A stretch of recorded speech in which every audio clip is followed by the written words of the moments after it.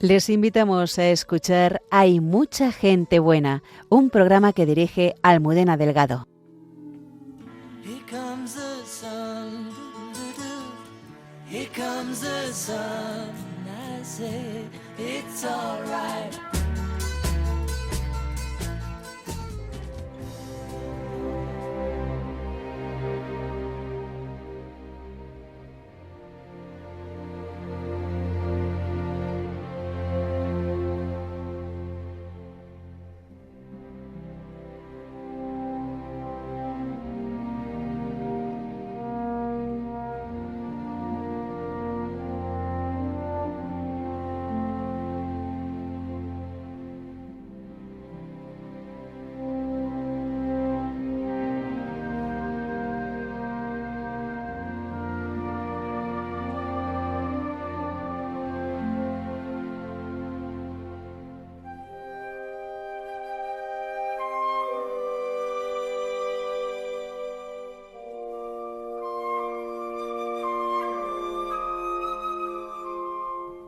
A finales del siglo XIX eran muchas las jóvenes que acudían a Madrid desde sus pueblos buscando un futuro, pero no pocas veces encontraban un infierno.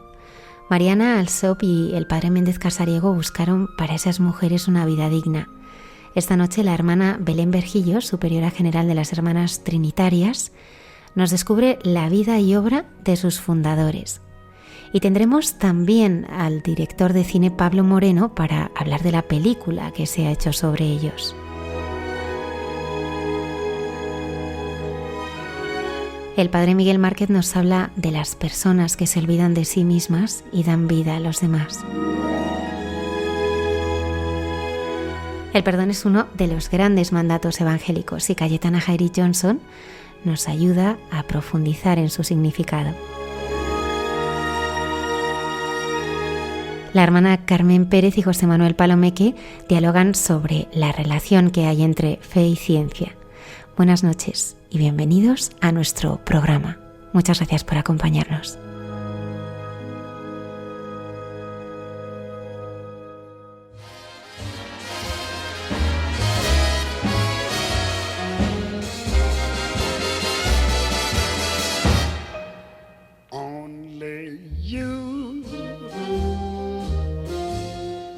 And make this world seem right. Only you can make the darkness bright. Only you and you alone can thrill me like you do and fill my heart with love for only you. Baby, only you can make this change in me. For it's true, you are my destiny. And when you hold my hand, I understand the magic that you do. You, my dream come true, my one and only you.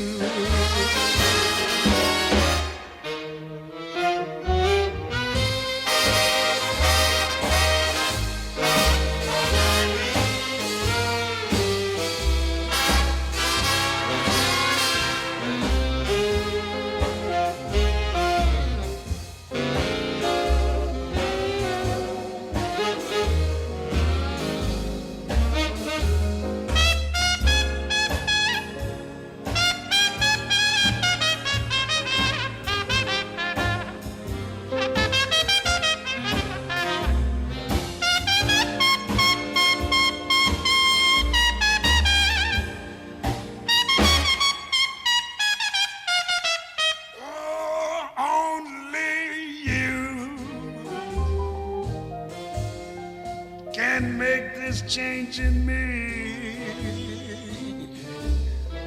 baby. so true. You are my destiny. When you hold my hand, I understand the magic that you do. Baby, you my dream come true, and one and only you.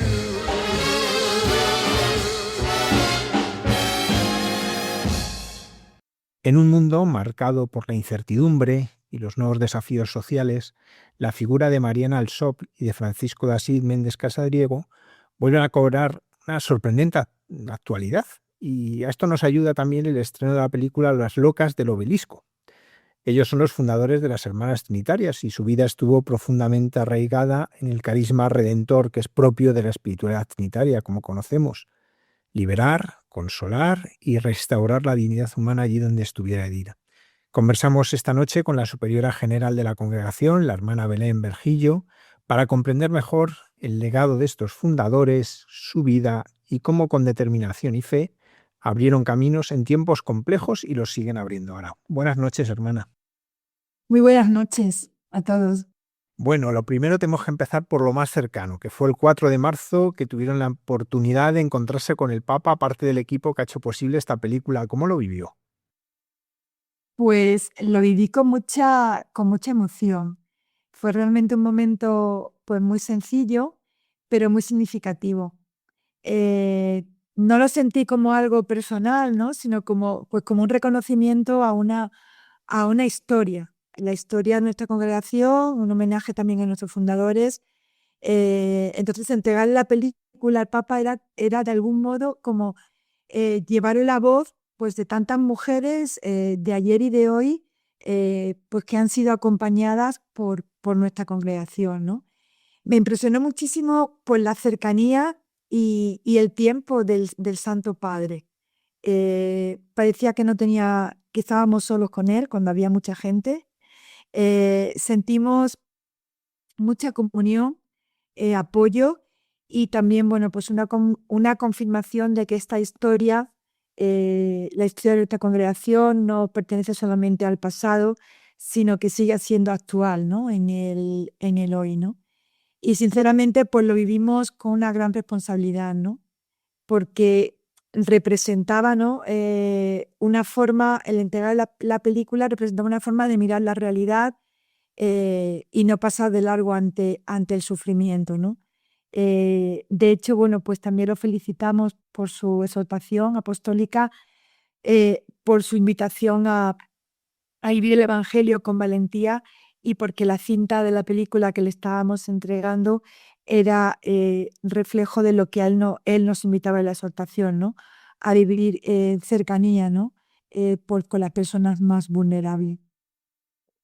¿Quiénes fueron Mariana Alsop y Francisco de Asís Méndez Casadriego? ¿Y cuál es el contexto en el que ellos vivieron? Porque eso siempre es importante para entender pues, su obra. Vale. Bueno, pues Mariana y el padre Francisco fueron dos personas profundamente creyentes. Mariana pertenecía a una clase social alta. Ella era mexicana, pero se vino muy pequeñita a los 9 años aquí en Madrid. Tenía mucha relación con personas de la corte, un estatus social alto. Y el padre Francisco Méndez, pues madrileño, y también, pues con una posición social pues reconocible, ¿no? Su padre era pintor de cámara, se relacionaba, pues con gente de la corte, ¿no? Pues ambos fueron pues dos creyentes, como he dicho antes, del Madrid del siglo XIX, que decidieron pues no aceptar como normal el sufrimiento de tantas mujeres pues que la sociedad descartaba, ¿no? En el siglo XIX ellos vivieron una época muy convulsa, había mucha pobreza en la urbana, muchas jóvenes venían a la gran capital, ¿no? Huyendo de los pueblos y en busca de una promoción, ¿no? por otro lado hay también muchas desigualdades sociales y una situación especialmente dura para las mujeres que caían en redes de explotación, ¿no? Y que en definitiva quedaban fuera, que quedaban en los márgenes, ¿no? Eh, no había protección social como la que tenemos ahora, ni oportunidades reales de reinserción, ¿no? Entonces, en este contexto, ellos dieron pues un paso valiente, concreto, y crearon espacios de acogida, de formación, donde podían reconstruir su vida, ¿no? Ambos dieron una respuesta pues profundamente evangélica y también muy audaz para su tiempo, ¿no? Eh, Tanto Francisco como Mariana pues compartían una visión muy clara, ¿no? Pues que la redención cristiana tenía que hacerse visible en la historia, ¿no? Y encarnaron esta visión pues, con mucha fortaleza y bueno, pues con una sensibilidad extraordinaria, ¿no? Liderando pues una obra pues, que en definitiva rompía un poco los esquemas sociales y culturales, ¿no? Y bueno, pues juntos yo creo que entendieron algo muy actual, ¿no? Pues que la fe no puede vivirse al margen del sufrimiento humano y esa intuición pues es lo que dio origen a nuestra congregación. Entonces, no sé, pues ellos fueron Francisco y Mariana. ¿Cómo nació en ellos la llamada a seguir al Señor y cuándo encuentran esa sintonía de corazones que les lleva pues a unir sus fuerzas en esta búsqueda de cambiar la vida de tantas mujeres que sufrían? Pues en los dos, esta llamada yo creo que nace de una fe muy profunda, pero sobre todo de una fe que se deja tocar por la realidad, se deja tocar por el sufrimiento. Ni Mariana ni el padre Méndez vivieron el seguimiento a Jesús como algo intimista, aislado. Ambos eran personas de oración profunda y de hecho, bueno, pues esa oración y ese encuentro pues con Jesús fue lo que le abrió los ojos, ¿no? Y, y fueron cuando vieron el sufrimiento concreto de muchas mujeres pues que no tenían salida, que no tenían derecho y que, bueno, pues que perdían la esperanza, ¿no? Eh, en ellos la vocación de ambos pues nace de ese encuentro con Jesús, del encuentro con las heridas de su tiempo y entendieron pues que las dos cosas no podían separarse, ¿no? El encuentro de Jesús no podía separarse de la respuesta a la realidad social del momento, ¿no? Y para el padre Méndez, pues como sacerdote, significó asumir que, pues que la redención debía hacerse visible en la historia, ¿no? Y, y para Mariana, pues dar ese paso valiente como mujer creyente en un contexto pues que tampoco se lo facilitaban, ¿no? Entonces, bueno, pues en ambos la llamada fue la misma, ¿no? Seguir a Jesús, pues participando de su obra redentora, ¿no? Desde un compromiso, desde un compromiso concreto. Y ambos vieron la realidad en el contexto en el que ellos se movían, ¿no? Pues Madre Mariana frecuentaba las escuelas dominicales, donde ahí iban chicas, ¿no? Pues que eh, eh, procedían de ambientes vulnerables, que eran explotadas sexualmente, explotadas también a nivel laboral, y vio esa realidad. Y después, pues el padre fundador, él también era canónigo del primer cabildo de la catedral de aquí de Madrid, y desde la casa donde él vivía, cuando iba a San Isidro, ¿no? A rezar con los otros canónigos, pues veía la realidad, ¿no? En las calles, la realidad de las mujeres, la realidad de los niños, como él llamaba, de los golfillos. Y después también él era párroco de la Iglesia de la Encarnación y ahí acudían muchas jóvenes porque muy cerca estaba el cuartel de la montaña. Y bueno, pues había muchas jóvenes que ejercían la prostitución, ¿no? Que eran explotadas sexualmente también. Y le contaban a él pues sus historias. Y él vio ahí el drama, ¿no? De tantas mujeres. Entonces, ambos sintieron en ese encuentro con Cristo, vieron muy de cerca pues la realidad que ellos día a día también estaban viendo, ¿no? Imagino que los principios tuvieron que ser muy difíciles porque proveniendo ambos pues, de una situación social pues, muy acomodada, juntarse con aquellas que, bueno, como decíamos, descartadas, como consideradas malditas, o sea, alguien con quien uno no debía tratar, ¿cómo pudieron ir viviendo eso y cómo abrieron los ojos a la sociedad de su tiempo? Pues realmente yo creo que los inicios nunca son fáciles, ¿no? Y en el siglo XIX lo que yo empezaron fueron inicios pues muy frágiles, muy exigentes al mismo tiempo. eh, Se movían, como he dicho antes, ¿no? En un Madrid que era muy desigual, donde muchas mujeres eran invisibles y ellos decidieron hacerla visible, ¿no? Y esto pues le conllevó críticas, le conllevó incomprensión, eh, cierta desconfianza, ¿no? Incluso de sus propios familiares y de la sociedad, ¿no? Porque era una obra que apostaba por quienes otros consideraban casos perdidos, ¿no? No se podía hacer nada, ¿no? Incluso llegaban a decir, llegaban a escuchar, perdón, que decían, esta como su madre, termina igual que su madre, como que daban por, por, eh, por algo que no tenían solución, ¿no? Realidades, historias que no tenían solución, ¿no? Eso fue una de las dificultades. Después, otra de las dificultades es que tampoco tenían una seguridad económica. Y cada paso implicaba riesgo, ¿no? Eh, Había días en que literalmente pues no sabían cómo sostener la casa, cómo pagar a lo mejor la factura del pan, ¿no? Entonces fueron inicios pues marcados por una gran pues precariedad, ¿no? Pero nunca le faltó ni a Mariana ni a Francisco esa confianza radical en la providencia, ¿no?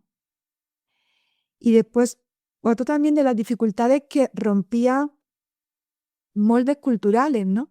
Porque defender públicamente la dignidad de mujeres explotadas, ofrecerles un nuevo comienzo, bueno, pues no encajaba, ¿no? En la mentalidad, pues de la época, ¿no? Eh, y después, bueno, pues también otra dificultad, pues podría ser el desánimo, ¿no? Porque eh, daban su vida, dieron su vida a tantas mujeres y a tantas jóvenes, pero sabemos, y ellos lo sabían muy claro, que transformar tantas vidas heridas, ¿no? No es algo inmediato, pues también nos pasa ahora, ¿no? Queremos que nuestras intervenciones, nuestro acompañamiento den fruto rápido y sabemos que no, que es cuestión de tiempo. Y esto exige a veces mucha paciencia, mucha perseverancia y evidentemente una esperanza pues muy firme, ¿no? Eh, entonces fueron dificultades que ellos fueron pasando, pero sin embargo permanecieron. eh, Permanecieron porque sabían de quién se fiaban, ¿no? Y confiaban en que Dios que le había lanzado a esta obra, pues no los iba a abandonar, ¿no? Y porque también estaban convencidos de que pues la dignidad de la persona, de las chicas, de las mujeres que llegaban a nuestras casas, no dependían del pasado que tuvieran, ¿no? Sino del futuro que se le abría por delante. De hecho, hay una frase muy bonita de Madre Mariana en la que dice, no importa lo que han sido, sino lo que pueden llegar a ser, ¿no? Y esa convicción era, yo creo que era la máxima y la mayor fortaleza en ellos, ¿no? Eh, Hay también, uno de los escritos del fundador, relata, ¿no? Una de las hermanas, ¿no? Como el fundador un día llegó a casa con una ramita de geranio, ¿no? totalmente destrozada, pisoteada, y se la entregó una hermana, ¿no? Y le dijo a esta hermana, pon esta ramita en una maceta. Y dijo la hermana, pero si padre, si ya está rota, está pisoteada. Dice, no, tú ponla en una maceta. Porque cuando esta planta es mirada, mimada, regada y en un ambiente que le es favorable, esta planta seguramente que renace.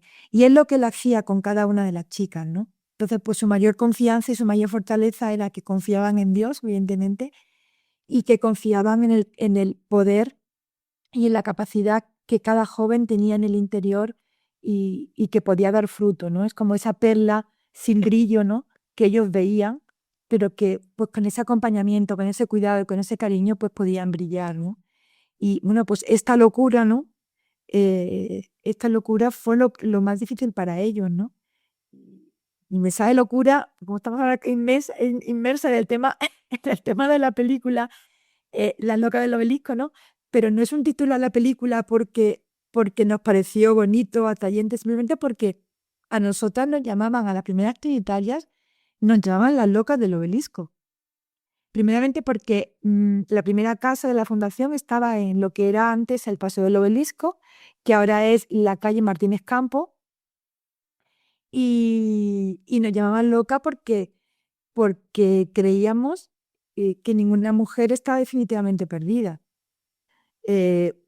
Porque las primeras trinitarias entraban en los márgenes, defendían a quienes nadie defendían, apostaban por rehacer vidas que otros daban por imposible, ¿no?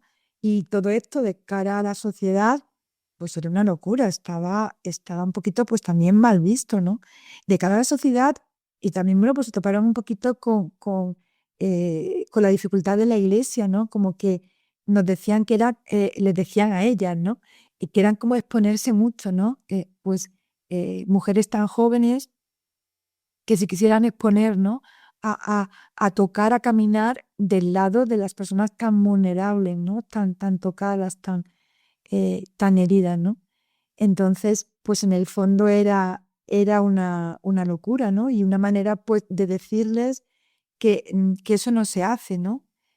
Pero bueno, sabemos que, que a veces el Evangelio, cuando se vive en serio, pues realmente es una locura, ¿no? Fue una locura pues por el Evangelio y una locura por Jesús, ¿no? El Madrid del siglo XIX conoce a otros que vivieron esa locura por el Evangelio. Estoy pensando en la Madre Sacramento, Santa Soledad Torres Acosta, bueno, pues hay unos cuantos, ¿no? ¿Tuvieron contacto entre sí la Madre Mariana y el Padre Francisco con estos otros santos?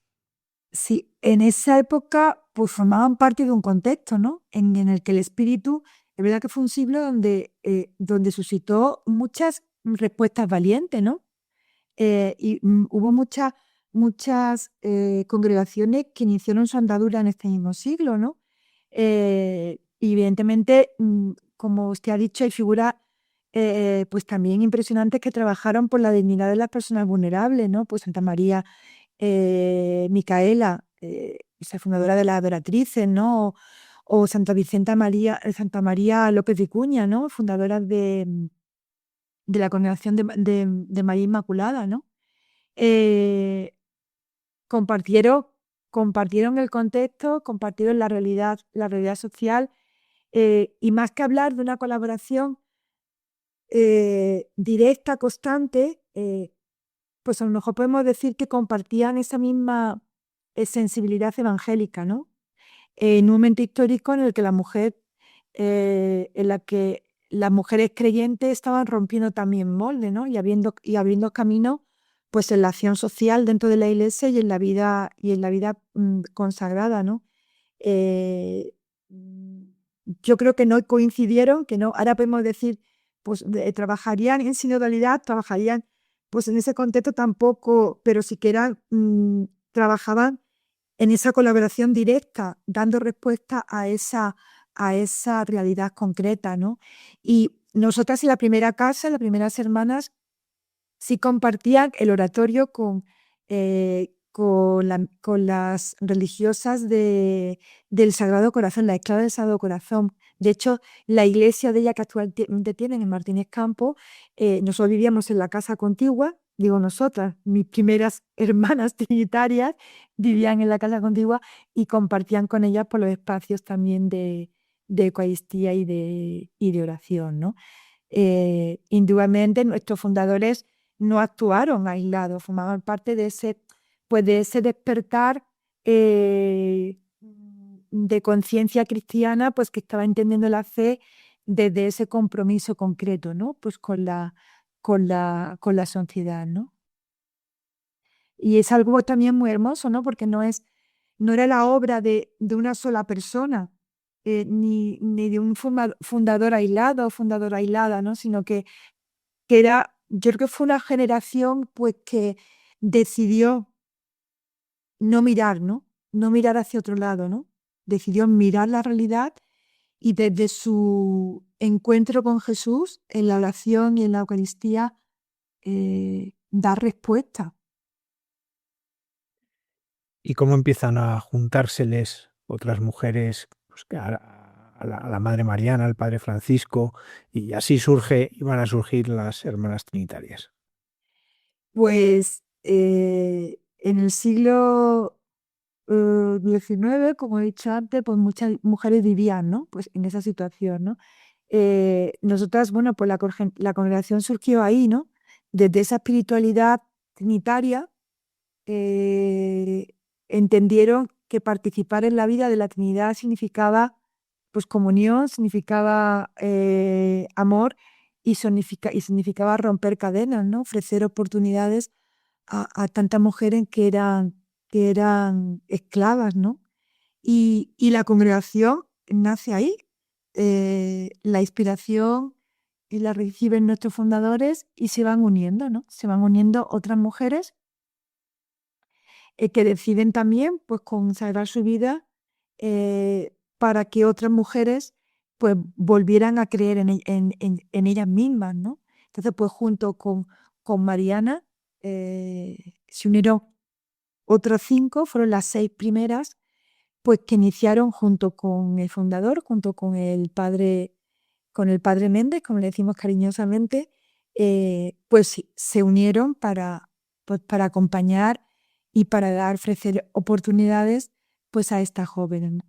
Y no solamente, cuando digo oportunidades, no solamente era una ayuda asistencial, ¿no? Sino que realmente era acompañar procesos, restaurar vidas, devolver la dignidad, reconstruir la identidad de cada persona, ¿no? Que realmente eso es lo que nos abre, ¿no? Hacia el futuro, ¿no? Y hacia ver posibilidades de cambio, pues, de liberación, ¿no?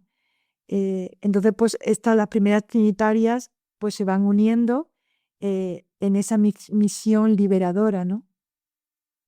Bueno, y hacen presente pues esa obra redentora de Cristo, ¿no? Allí donde la persona está más vulnerada y más herida, ¿no? Y esta es la raíz, pues que sigue marcando lo que hoy somos, ¿no? Y esas 6 primeras locas, pues se le fueron sumando, ¿no? Pues otras muchas mujeres, pues hasta el día de hoy, ¿no? Esta realidad de las mujeres excluidas, de las mujeres abocadas a la prostitución, a la trata humana, pues han encontrado a lo largo de la historia distintos santos pues que el Señor ha movido su corazón para acercarse a ellas. Pero ¿qué sería lo propio del carisma de las hermanas trinitarias? El carisma propio es un carisma profundamente redentor y trinitario. O sea, redentor porque ellos entendieron que seguir a Cristo significaba participar, ¿no? En su misión.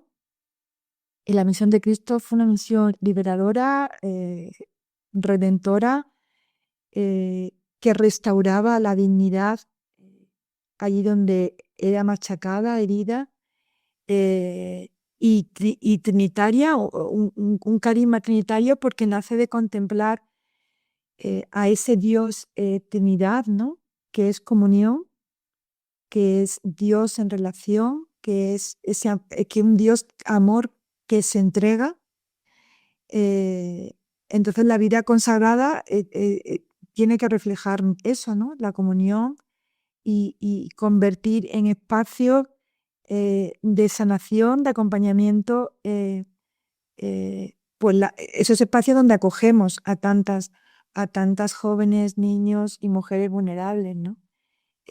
Y ellos pues quisieron pues que las hermanas trinitarias fuéramos, ¿no? Presencia concreta de esta redención, ¿no? Mujeres consagradas desde la oración, desde la Eucaristía y desde una vida compartida en comunidad, ¿no? Y que todo esto se implicara, tuviera la traducción en acompañar tantas vidas, ¿no? Tantas vidas rotas, ¿no? Para nosotras la misión comienza en la oración y en la Eucaristía, ¿no? Y de ahí vamos a la comunidad a querer vivir en comunión, en fraternidad con otras hermanas, y desde ahí somos llamadas a ir a la misión, ¿no? No concebimos la misión desde la misión en sí, sino que el servicio que tenemos es una misión en el que nos sentimos enviadas, ¿no? Y ese envío pues se alimenta desde el encuentro con Jesús, en ese encuentro personal y cuando nos encontramos en la Eucaristía, ¿no? Compartiendo pues su vida, ¿no? Entonces, en el fondo, el carisma es ¿no? Nace de creer que ninguna persona en definitiva está perdida y en trabajar para que esa esperanza se siga siendo visible, ¿no? Sí, pues si tuviera que, no sé, pues que resumir a lo mejor el carisma en una frase, ¿no? O cómo ese carisma se imprime en nosotras, ¿no? El carisma trinitario, pues no sé, somos mujeres, ¿no? Llamadas a reflejar el amor liberador de la Trinidad en las heridas de nuestro mundo, ¿no? Es lo que pues tenemos que imprimir y de lo que queremos empaparnos, ¿no? Para poder llevarlo, ¿no? De aquel pequeño grupo de mujeres, ¿cómo se va consolidando las hermanas trinitarias y cómo empiezan a extenderse primero por España y luego por el mundo? Pues yo creo que toda obra que es de Dios es como la semillita, ¿no? Nosotros al comienzo, pues esa semillita pequeñita, ¿no? Que Dios fue sembrando en el corazón de Mariana, de Francisco, de las 6 primeras. Los primeros años fueron de crecimiento pues muy humilde, muy sencillo, pero yo creo que muy firme, ¿no? Y esa firmeza la dio también la fidelidad. Yo creo que fue esa firmeza de la que yo hablo, era fidelidad a lo que ellos sintieron en su corazón y eso se fue consolidando, ¿no? Y a medida que la obra demostraba que era posible, que rehacía vida, pues también comenzaron a llegar nuevas vocaciones, mujeres que sentían, ¿no? Y que sentimos en su momento pues esa llamada a vivir esa misma misión pues que las 6 primeras iniciaron, ¿no? Después también, bueno, pues la aprobación eclesial, ¿no? Fue también un paso importante que vio estabilidad, ¿no? Y reconocimiento a lo que había nacido pues con una respuesta concreta a una necesidad social, ¿no? Entonces, a partir de ahí la comunidad también pudo organizarse mejor, se pudo estructurar también la formación, asegurar también continuidad, ¿no? Porque ya también teníamos la aprobación eclesial, ¿no? Entonces, todo eso se fue consolidando y la expansión, ¿no? Pues fue una respuesta, ¿no? A nuevas llamadas, ¿no? Ahí donde surgían situaciones similares del siglo, como la del siglo XIX, pues donde la mujer era vulnerada, ¿no? Pues había nuevas presencias. Y con el tiempo, bueno, pues la congregación se consolidó al principio en España y después, bueno, pues salió y se extendió a otros países, ¿no? Llevando pues el mismo carisma trinitario, redentorio, liberador a contextos distintos, ¿no? Pero siempre pues teniendo la misma raíz, ¿no? Restaurar la dignidad, ofrecer futuro, partiendo del Dios unidad que nos convoca, ¿no? Entonces, bueno, en el fondo, lo que permitió esta expansión fue una convicción profunda que seguía siendo actual, y que se podía hacer actual en distintos contextos, ¿no? Y en distintos lugares del mundo. Se consolidó en España, después, bueno, pues se fundó en México. Ahora mismo en México hemos clausurado el primer centenario de las primeras 6 hermanas que llegaron a México. Después, pues Argentina, estuvimos presentes también en Uruguay, Guatemala, India, y bueno, pues la última fundación, pues Kenia, eh, en el continente africano, ¿no? Y en todos sitios, pues nuestra presencia es crear espacios, crear hogares, crear residencias donde las jóvenes puedan encontrar un lugar seguro, un lugar donde les ayude a su promoción, y donde crezcan pues como personas. No solamente estamos para rehabilitar, sino que también nuestra presencia es para prevenir, ¿no? El fundador también desde los inicios y la fundadora lo tenía muy claro. No solamente tenemos que, re- que- que restaurar la dignidad que había sido pues herida, sino que tenía muy claro que querían prevenir para que otras no cayeran, ¿no?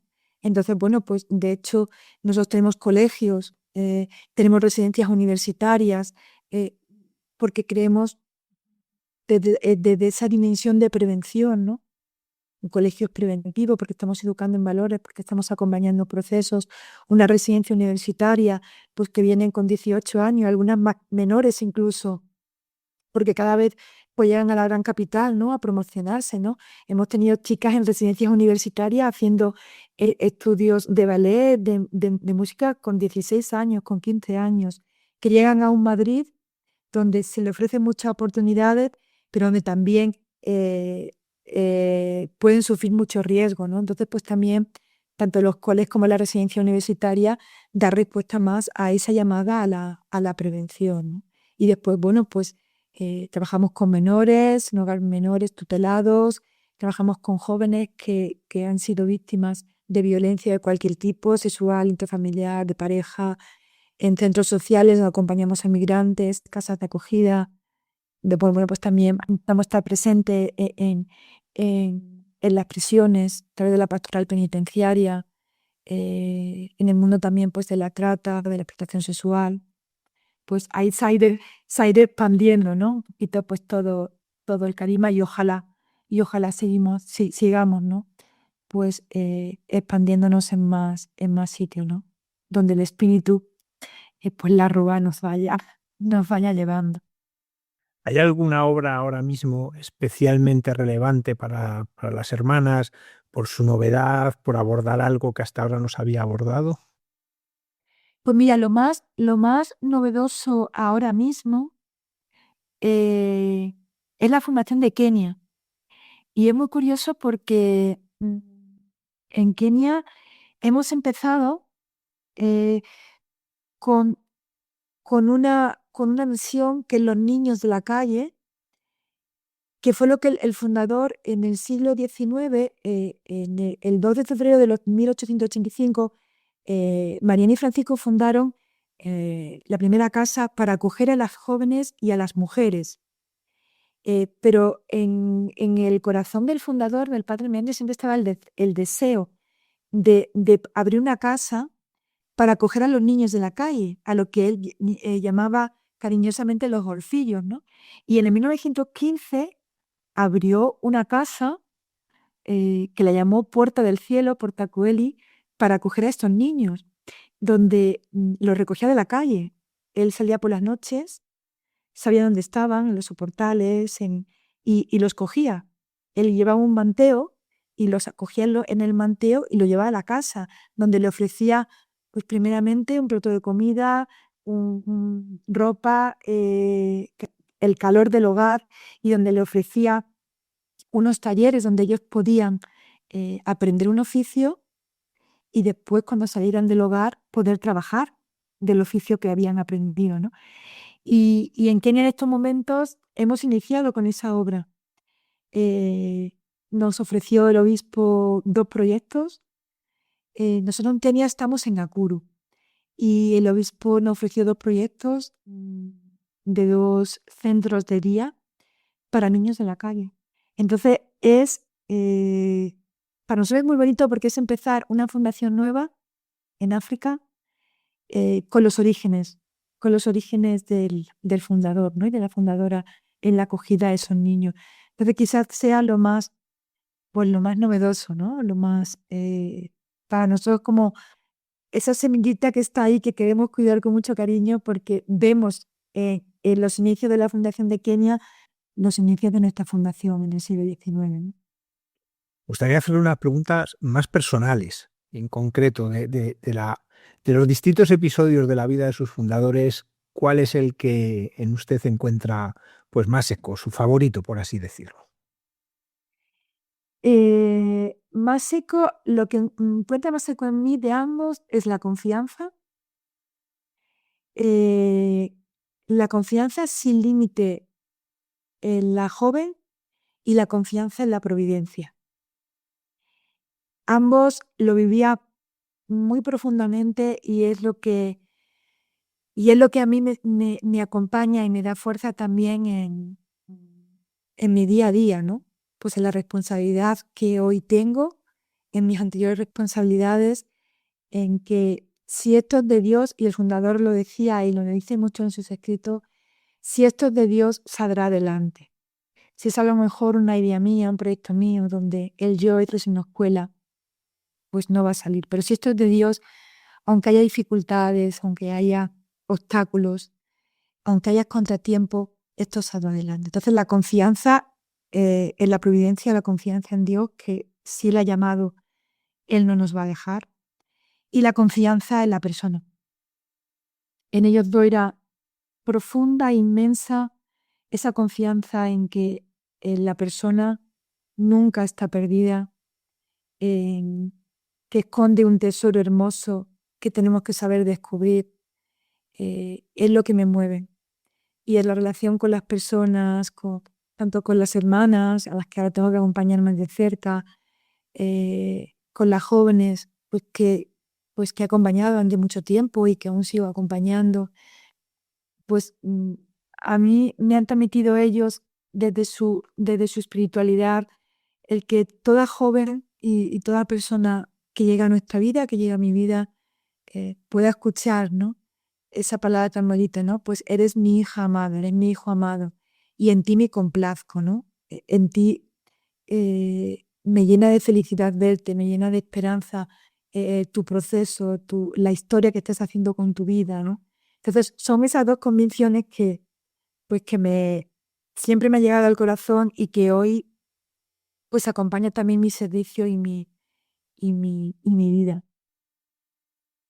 Hermana Belén, cuando muchos vamos a ver la película, pues no tenemos una imagen de ninguno de ellos. Pero ahora nos vamos a encontrar con una imagen, no va a ser, pero claro, para las hermanas trinitarias, pues que han visto imágenes, que han leído tanto de ellos, que tal, pues cada una me imagino que tenía su imagen y la película les muestra una. ¿Cómo se vive eso de repente de todas las imágenes que uno tiene de repente se convierten en otra? Y eso cómo les ha ayudado también a vivir y a renovar pues con su espiritualidad. Pues mira, era un riesgo que sabíamos que corríamos. Y sobre todo en las hermanas a lo mejor más mayores, ¿no? Incluso en mí, ¿no? Que pues tenemos pues fotos del fundador, ¿no? Y entonces tienes una imagen física, ¿no? Y decíamos, bueno, cuando se eligió el personaje que iba a hacer de fundador y fundadora, pues qué difícil, ¿no? Porque idéntico no puede ser, evidentemente, una categoría no podía ser, ¿no? Pero también cuidamos muy bien tanto de Paula Iglesias, que es la que hace de Mariana, como de Javier Godino, que hace de fundador, hubo un trabajo previo de empaparse de los escritos de los fundadores. Pues le entregamos cartas de los fundadores, le entregamos los libros que teníamos de ambos, visitaron nuestras comunidades, visitaron nuestros proyectos. De hecho, Paula tuvo un encuentro muy bonito que ya en alguna de las entrevistas que le han hecho comparte, ¿no? Pues con un grupo de chicas, ¿no? Que actualmente están en nuestras casas y algunas que vinieron que ya están fuera, están trabajando. Entonces ella pudo poner rostro, ¿no? A esas historias que le hemos contado, ¿no? Y eso yo creo que a ambos le ayudó mucho a encarnar el personaje, ¿no? A encarnar el personaje. Y ahora cuando las que ya lo hemos visto, ¿no? Porque pues el Bovino General hemos tenido que acompañar todo el proceso, ¿no? De guiones, de rodaje, cada vez que lo vemos, nos identificamos más y los identificamos. Porque ya no te quedas solamente en lo físico, sino que te quedas en lo que ellos transmitían, ¿no? Y eso se ve con una hermosura y una sinceridad muy grande, tanto en el fundador como en la fundadora, ¿no? Tanto en Paula como en Javier, ¿no? Se ve manteniendo la distancia de lo físico, ¿vale? Pero cuando somos capaces de ver esto otro, yo creo que lo físico queda en un segundo plano, aunque está muy bien caracterizado, ¿eh? Y el vestuario también de la época está muy, muy, muy conseguido. Entonces, bueno, pues espero que a las semanas que a partir del 13 lo van a ver, pues que se queden con el espíritu, con lo que transmiten, con su sensibilidad, con su cercanía y bueno, pues que el físico pueda quedar en un segundo plano, ¿no? Hermana Belén Berjillo, superiora general de las Hermanas Trinitarias, muchísimas gracias por acompañarnos esta noche, por habernos ayudado a conocer mejor la fascinante vida de sus fundadores y muchísimas gracias por la inmensa labor que hacen. Y enhorabuena por haber podido estrenar hoy esta película, Las Locas del Obelisco, porque a estrenar una película que hable pues de dos personas así no deja de ser un pequeño milagro que se ha conseguido. Muchísimas gracias. Muy bien. Pues muchas gracias, Javier, a usted, al programa, y ha sido un gusto poder responderte a tus preguntas, poder pues acercaros un poquito más pues nuestra familia de hermanas trinitarias. Y os invito a que vayáis a la gran pantalla, que veáis la película, porque la verdad es que no nos quedamos indiferentes. Así que mucho ánimo y que podáis verla, Las Locas del Obelisco. Javier, tenemos muchas gracias y muy buenas noches. Muchas gracias. Buenas noches.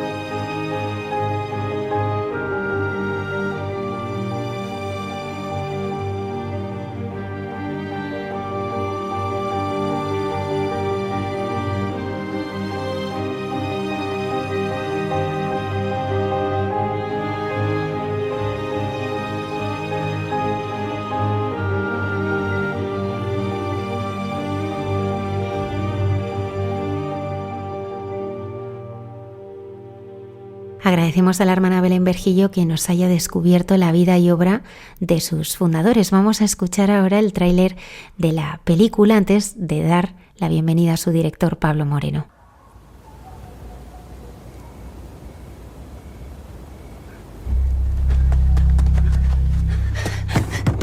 ¡Abran, por favor! ¡Abran, por favor! ¡Se lo suplico, por favor! ¿Su primera vez en la corte? ¿Y si no encontramos trabajo? No quiero volver a casa sin nada. Madrid es una ciudad muy peligrosa. Creo que somos una sociedad civilizada, pero el progreso no está sabiendo responder a las necesidades de tantas mujeres que buscan progresar. Hace 30 años no llegábamos a 300.000 habitantes en Madrid. Ahora somos más del doble. Yo no sé a dónde vamos a llegar. No te detengas más. Yo creía que tenía todo lo que necesitaba, pero no. Todo lo que antes amaba, ahora me causa un terrible repudio. ¿Qué es lo que tanto teme, señorita Alsop?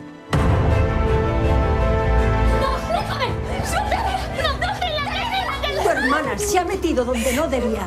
Tú cumple con tu obligación. ¡Ya ha cumplido suficiente! Déjanos. Vámonos, volvamos a casa. Aunque sea sin nada, pero honradas. He recibido a cientos de mujeres en confesión. Me han contado cosas terribles, inimaginables. Y lo peor es que ellas creen que no hay solución. No tienen a quién recurrir porque nadie quiere rescatarlas. ¿Cree usted que hay alguna posible solución? Tiene que haberla. Sí. Si hubiera una casa donde se las pudiera acoger a todas, no pensando en lo que fueron ni en lo que son. Flora, tranquila, sino en lo que pueden llegar a ser. Sin ser juzgadas por nadie. Sin poner trabas a sus sueños. ¿Y usted estaría dispuesta a descender cada día a los infiernos para rescatar a estas mujeres? Aquí estáis a salvo. Esas criaturas tenían un precio. Le están devolviendo su verdadero valor. Pero eso tiene un coste.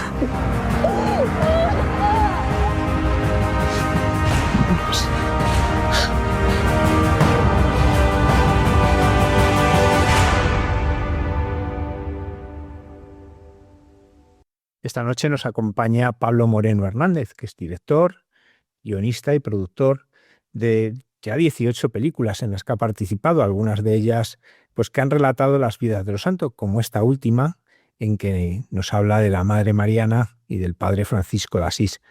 Buenas noches, Pablo. Hola, buenas noches.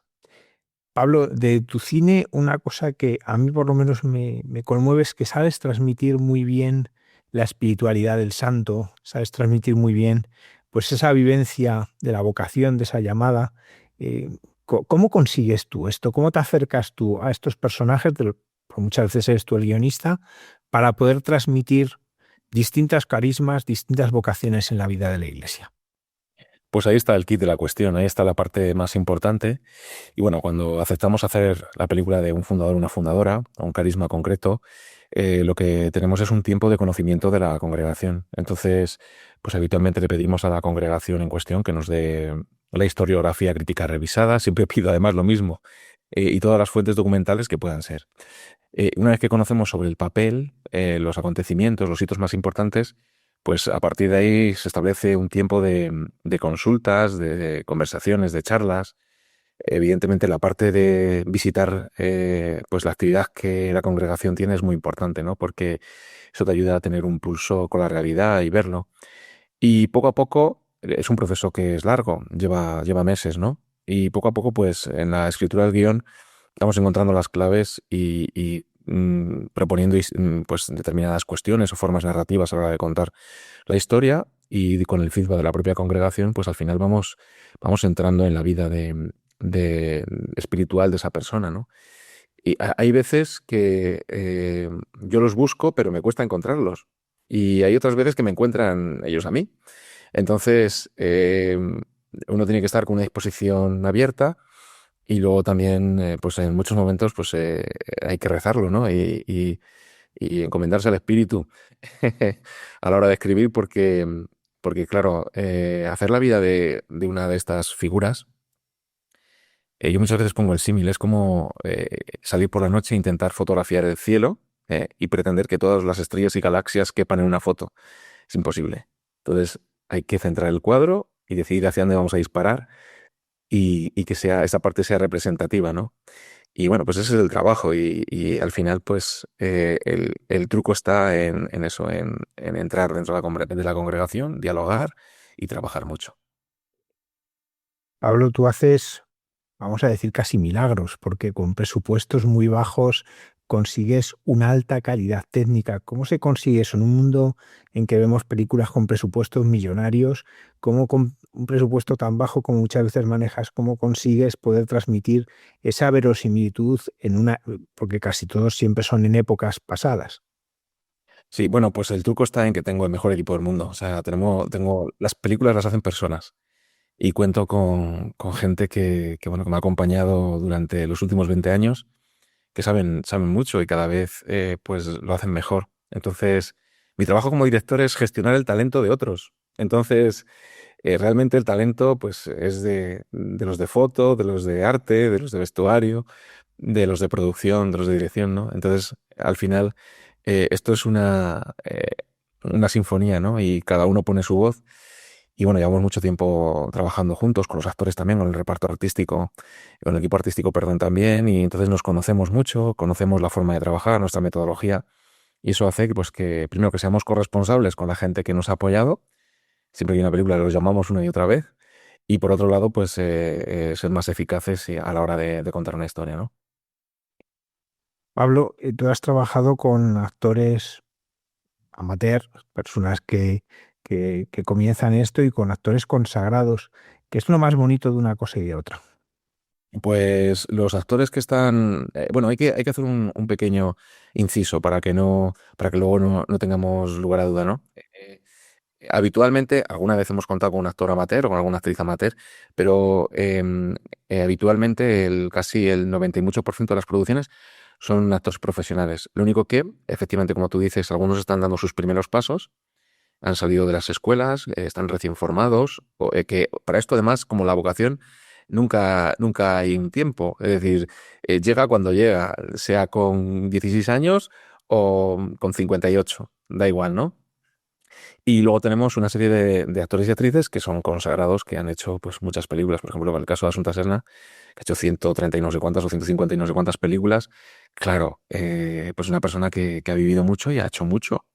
Entonces, es muy bonito las dos cosas y sobre todo confrontar los dos mundos, porque creo que ahí se establece una conexión y un punto de partida que es muy bueno. Los veteranos ayudan a los más jóvenes a caminar y los más jóvenes pues vienen con una vitalidad y con unas ganas de comerse el mundo que también ayuda a los que a lo mejor en algún momento han perdido la esperanza, ¿no? Porque en este oficio es muy fácil perder la esperanza.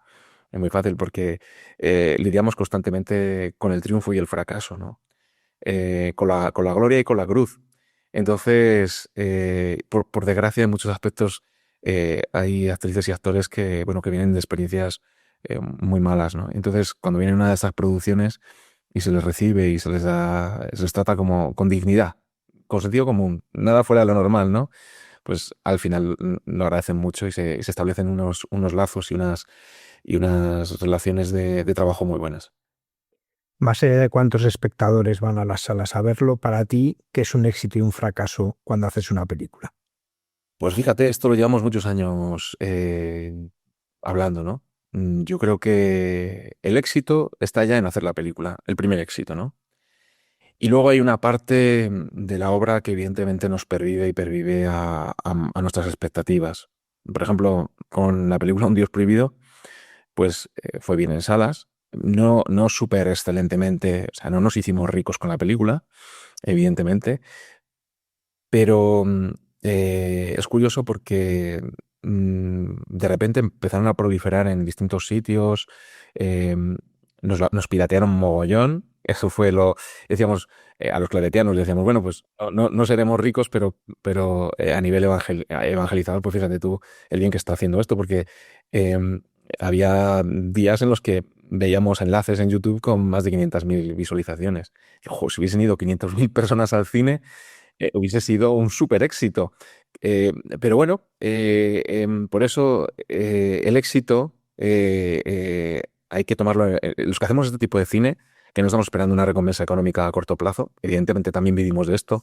Nosotros nos dedicamos a esto y vivimos de esto. Queremos ser una herramienta para las congregaciones, pero nos ganamos la vida así, ¿no? Pero como evidentemente no buscamos lucrarnos pues el éxito, yo creo que se mide en una escala distinta. A veces, de hecho, hablando esta semana pasada con Paula, la protagonista de la peli en Roma, digamos, si realmente esta película toca el corazón de una sola persona y la transforma, ya merece toda la pena. Vaya X o vaya ir al cine, ¿no? O sea, al final lo que queremos es ayudar a cambiar el mundo, ¿no? Y con nuestras pobres herramientas, pero cambiarlo, ¿no? Pablo, a veces parece que Dios es el gran ausente en el mundo del cine, cuando no es así. Y ahora de repente sale una película que gana un buen puñado de Goyas, que habla de la vocación de una chica y parece que es un milagro, pero tú llevas haciendo mucho cine que habla de Dios y que habla de esos testigos de Dios que son los santos.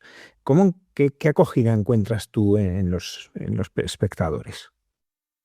Pues muy variada, ¿no? Depende también de muchos aspectos. Hay gente que le encanta lo que hacemos y que la sentimos muy cercana, ¿no? Hay gente que evidentemente no le interesa el cine que hacemos y es absolutamente lícito. Nosotros queremos hacer un cine pues que sea honesto, que establezca un diálogo honesto entre personas de fe y entre personas que no tengan fe. Es decir, nuestras películas están hechas para el que cree y para el que no cree.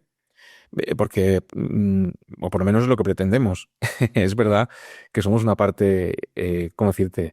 Tenemos poca perspectiva porque yo soy creyente, soy católico, entonces estoy en el asunto, pero intento que las historias que cuento lleguen a otros. Y al final no pretendemos venderle la moto a nadie, ni queremos convertir a nadie, ni queremos dogmatizar, ni adoctrinar. O sea, lo que pretendemos es compartir nuestra forma de ver la vida, las historias que forman parte de nuestro legado como católicos, también como españoles. En este caso, pues fíjate qué figuras, ¿no? Compartirlas con el mundo y decir, mira, estamos aquí, nosotros esto es lo que tenemos en la mochila, lo ponemos al centro y vosotros a ver qué ponéis. Porque si sumamos todos, construimos civilización. Si no, lo que estamos haciendo es constantemente restándonos, ¿no? Estamos en la cultura de la cancelación, cancelándonos unos a otros, intentando que, pues eso, que unos proliferen por encima de otros y eso, pues no está bien. Pablo, yendo ya a Las Rocas del Obispo, la última película, ¿qué es lo que más te ha tocado de conocer a estos dos fundadores que tú has llevado a la pantalla? Bueno, no los conocía. O sea, en algún momento lo llegué a decir públicamente. Digo, me da vergüenza no haberlos conocido hasta hace 2 años. Y como nosotros, muchísima gente, ¿no? Entonces, tenemos un tesoro. Yo cuantas más películas hago de este estilo, más me di cuenta que tenemos una iglesia que es una pasada, con una amplitud, una anchura que es inabarcable. Entonces, pues lo primero, conocer unas figuras de este estilo es un regalo. Conoces a Mariana Alsop, que es una mujer de finales del 19, que decide dejar toda su vida de aristócrata y montar una congregación con las puertas abiertas para rescatar, salvar a cientos de miles de mujeres, y dices, pues es admirable.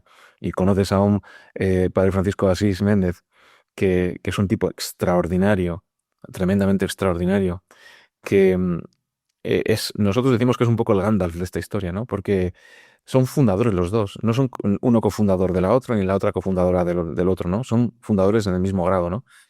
Pero hay una parte de soplo, de ese soplo del espíritu que lo lleva el padre Francisco de Asís, que es de alguna manera el iniciador, ¿no? Que ha sido el testigo silencioso durante muchísimo tiempo a través después de las confesiones de todas esas chicas que han sido engañadas, estafadas, que han sido capturadas para la trata. Y él quiere hacer algo, pero no sabe por dónde empezar, ¿no? Y el choque entre ellos dos, entre Francisco y el padre Francisco y Mariana Alsop, produce que surja algo nuevo y algo extraordinario, ¿no? Y dices, joder, esto solo se ve en esta época en nuestra iglesia, ¿no? Y además con unos planteamientos súper modernos que hasta el Vaticano reconoció cuando estaban en la aprobación de la congregación, que era una obra de mucha novedad. Entonces, también pilla a la iglesia con el pie cambiado, un poco fuera de juego, pero claro, no les queda más remedio que reconocer la necesidad y la ayuda de esta obra, ¿no?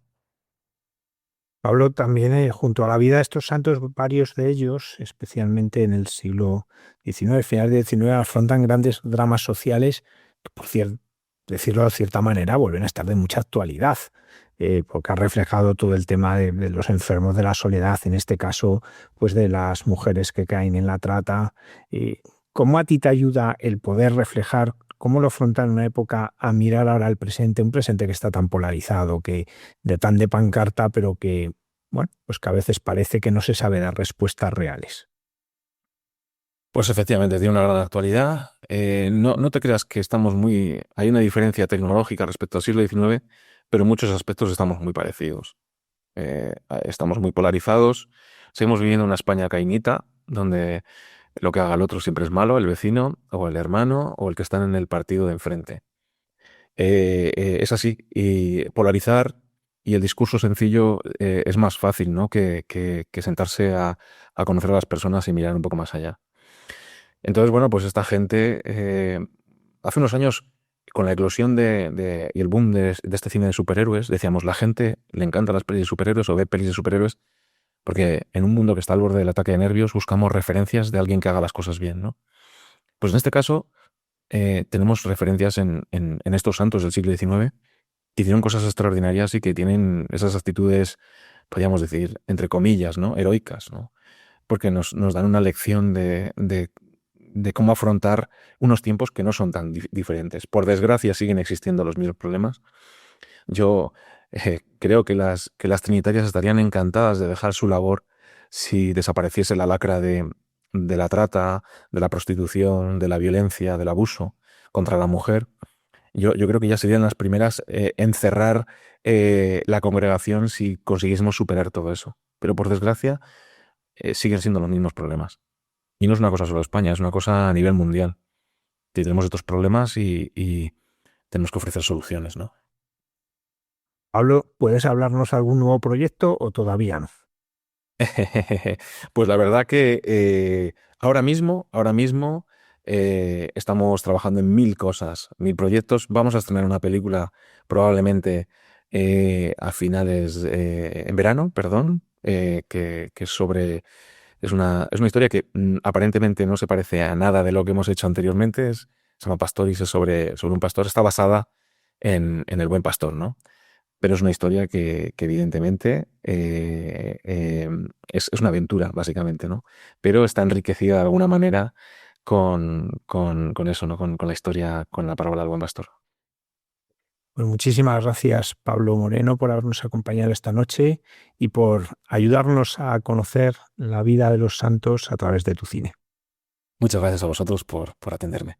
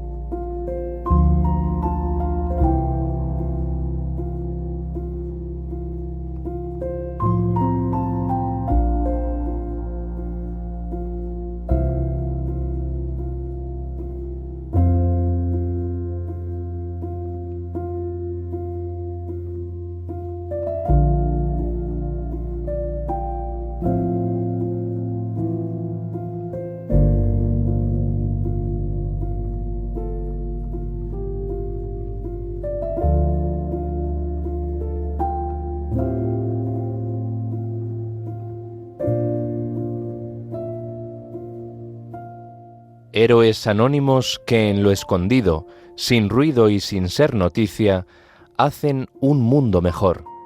Escuchas Hay mucha gente buena en Radio María.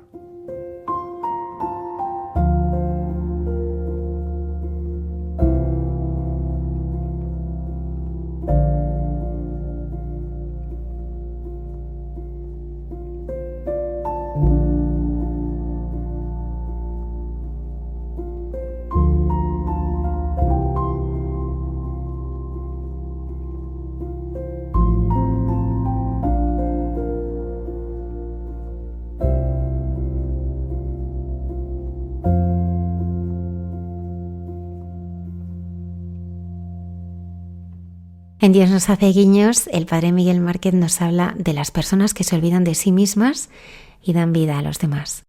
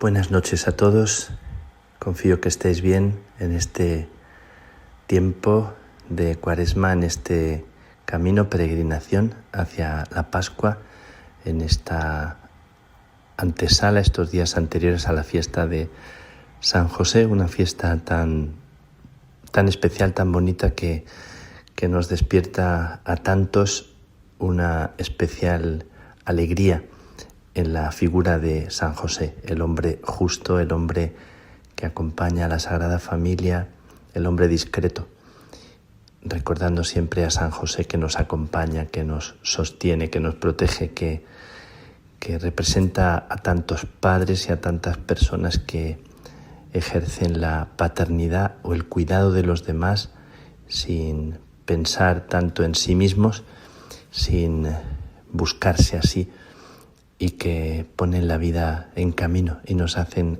confiar. Tantos Josés que hay por la vida en este tiempo, pidiendo saber caminar con alegría, con sencillez, sabiendo pisar el suelo que tenemos bajo los pies y sabiendo acoger cada regalo, cada momento, cada don. He recibido el regalo de la visita de unos peregrinos muy especiales esta semana, aquí en Roma, un grupo de ciegos católicos de la asociación CECO, ciegos cristianos, y me ha conmovido mucho lo que he vivido con ellos, aunque ha sido una experiencia de poco tiempo, pero muy intensa. Ellos me habían pedido poder encontrarse con el Papa y hemos conseguido para que pudieran verle, encontrarse y tocarle, ¿verdad? Verse con los ojos del corazón. Eran 15 ciegos más o menos, alguno menos, y otros tantos acompañantes que que guían, que están con ellos. Ha sido un gusto, una alegría recibir a estos hombres y mujeres y tener una Eucaristía en la que me ha sobrecogido también su manera de estar, su alegría, su agradecimiento. Me ha sobrecogido mucho escuchar a Sandra, una carmelita seglar ciega, leyendo la lectura en braille. Nunca había oído directamente a un ciego, a una ciega, leer y no cometer ningún error mientras leía la lectura. Perfecta, me dejó maravillado. Yo siempre he sabido que los ciegos pueden leer y leen libros, y me acaban de decir de un joven que acaba de defender su tesis doctoral y que se quedó ciego hace unos años y acaba de defender la tesis doctoral aquí en Italia. Bueno, nos sorprende la capacidad, el tesón y la fuerza de voluntad de las personas que tienen algunas minusvalías o discapacidades y que sin embargo desarrollan como pocos una visión especial de la vida y de las cosas. Con Sandra, compartir con Sandra, escucharla es también como una brisa de aire fresco. Con ella y con todas las personas, con la presidenta de CECO, que una persona tan atenta, tan amable, y celebrar la Eucaristía con ellos fue un momento muy, muy especial, muy, muy bonito. Hemos recordado que, por ejemplo, un famoso músico español, Francisco de Salinas, vivió 23 años aquí en Roma. Se quedó ciego a los 10 años y su padre le proyectó hacia la música como la cosa más noble que educa los sentidos interiores. Me gustó mucho esta parte de la biografía de Francisco de Salinas, que fue un músico relevante y que ha aportado tanto con su vida, con su persona, aún siendo ciego. Bueno, pues recordando con ellos aquí a Salinas en la Eucaristía y recordando la oda que compuso Fray Luis de León a Francisco de Salinas, preciosa, una oda tan bonita como lo que escribe Fray Luis de León.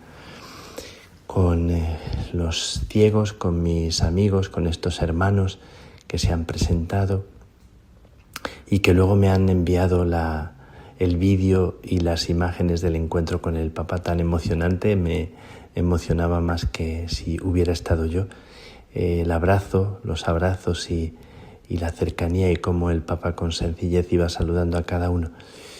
Vienen acompañados de Rafael María León, que es un carmelita músico, un hombre entrañable, un hombre lleno de buen humor, un hombre muy, muy positivo, que está casi ciego, ve muy, muy poco, ve apenas y sigue componiendo música, sigue con su guitarra, componiendo y animando las liturgias en el desierto de Las Palmas y en cualquier lugar al que va, como aquí, el otro día en la Eucaristía, escuchando el salmo de otro fraile que estaba al lado, que le repetía la estrofa, y él iba cantando la estrofa después de escucharla e invitaba a toda la gente a cantar animosamente.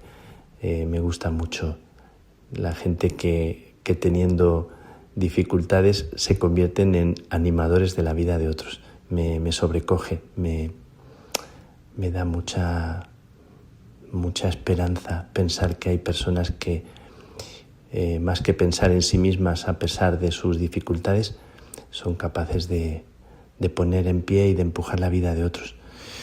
Recordando también a una persona ciega que compartí con ella y compartimos con el grupo de oración, un grupo de oración de madres en Madrid.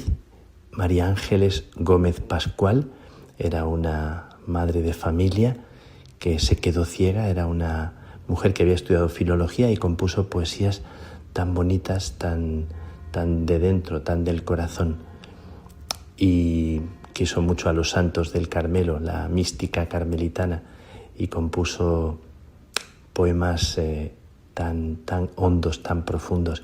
Tiene un poema muy bonito compuesto al recuerdo de su hijo que murió. Ella pensaba que su hijo era ateo y encontró en su ordenador una frase que la dejó totalmente conmovida y la sorprendió por la profundidad de la frase. Pensando que su hijo no era especialmente creyente, ella leyó en su ordenador una oración que él había compuesto y decía: ven, Dios oscuro, y no hace falta que me digas nada, pero ven. Compone ella una poesía a partir de esa frase de su hijo, donde pide a Dios que venga aunque no diga nada, y aunque ese Dios que se acerque no responda a lo que nosotros esperábamos, pero su compañía es lo que más deseamos, como cuando queremos verdaderamente a alguien y no le exigimos que nos dé lo que nosotros esperamos, sino lo que Él puede regalar, porque lo que más importa es la cercanía, la compañía, la presencia, el estar y sentir que la otra persona está con toda su pobreza, con todos sus límites. Bueno, pues me apetece, me agrada poder recordar con vosotros una poesía de María Ángeles Gómez Pascual que habla de los ciegos y dice así: yo tuve muchas veces envidia de los ciegos, de aquellos que no tienen el sol en sus pupilas. Les he tenido envidia porque pueden contemplar maravillas de mundos interiores sin que les nuble el oropel de fuera, las riquezas de dentro. En verdad, es muy triste la noche permanente. Es triste no gozar del color de las flores, del azul de los cielos, de los 1000 tonos verdes que viste primavera. Es triste no haber visto en las tardes de otoño el rubor de las nubes encendidas por el beso del sol que se marcha. Pero ¿cuántos ciegos no supieron ver nunca estas cosas, las más bellas del mundo? Dentro de nuestro ser hay otras tierras que muchos no exploraron porque no saben entornar los ojos. Los ciegos tienen siempre las luces apagadas para todo lo feo, lo sucio, lo deforme. Y muchos que presumen de videntes, de sabios y entendidos, solo saben ver esto. No entienden el idioma en que está escrito el libro gigantesco cuyas palabras son los mundos, ni conocen las islas de Jazmín y Azucena que tuvieron de niños en el fondo del pecho y que ya no producen sino ortigas por falta de cuidados. Por eso tuve a veces envidia de los ciegos, de aquellos que no tienen el sol en sus pupilas, en los que el falso brillo no oscurece la cámara interior de los tesoros. Bueno, me conmueve mucho esta poesía de María Ángeles. Ella habla de tener envidia de los ciegos, pero ella terminó ciega. Cuando yo la conocí, hacíamos oración con ella, un grupo de madres jóvenes en Madrid, en una casita de Madrid, en su casa de Madrid. Íbamos algunas veces y nos conmovía su profundidad, su bondad. Murió hace unos años y la recordamos siempre. Tengo aquí sus libros que tienen poemas tan especiales, tan hondos. Y me conmueve esto que dice, que dentro de nuestro ser hay otras tierras que muchos no exploraron porque no saben entornar los ojos. Bueno, recuerda la invitación que hace Teresa de Jesús a descubrir el castillo interior, la belleza interior que hay dentro de nosotros y como muchas personas se van de esta vida sin conocerse por dentro, sin valorarse, sin mirarse con con esa mirada que descubre y que percibe una belleza interior, como es la que hay en el fondo de cada ser humano.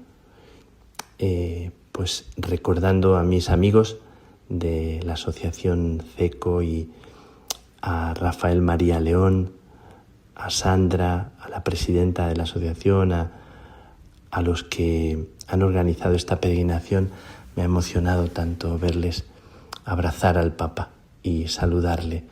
Qué sentimiento tan bonito de no ver, pero de sentir, de mirar con el corazón.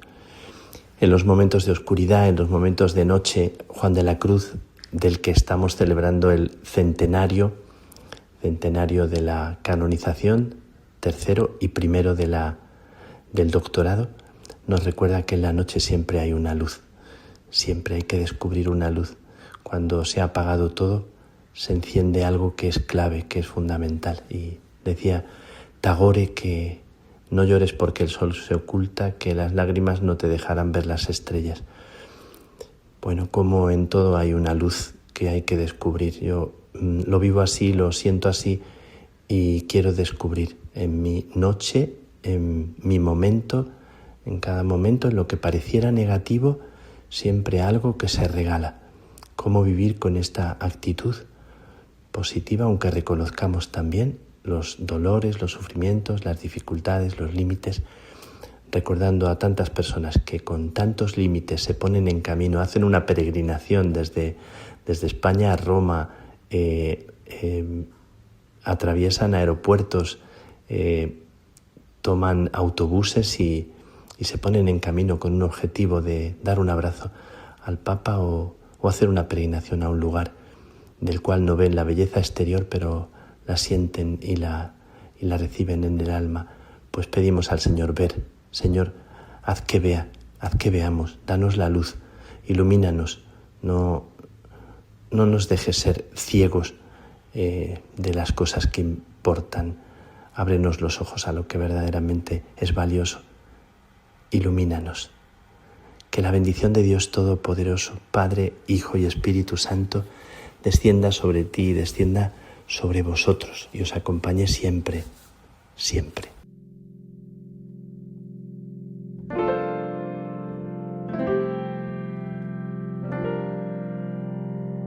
What a difference a day makes. Only 24 hours. Brought the sun and the flowers where there used to be rain.